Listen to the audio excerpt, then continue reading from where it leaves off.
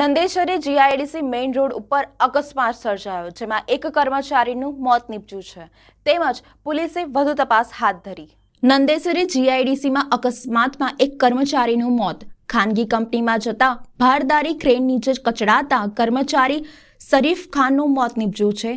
સુતકેમી નામની કંપનીમાં જતા ક્રેનની આગળ સલામતી માટે ચાલતો કર્મચારી અચાનક ઢળી પડ્યો અને ભારદાર ક્રેન તેની ઉપર ચડી જતા કર્મચારીનું ઘટના સ્થળ પર જ મોત નીપજ્યું। નંદેશ્વરી જીઆઈડીસી મેઇન રોડ ઉપર આ અકસ્માત સર્જાયો છે। નંદેશ્વરી પોલીસે આગળની કાર્યવાહી હાથ ધરી।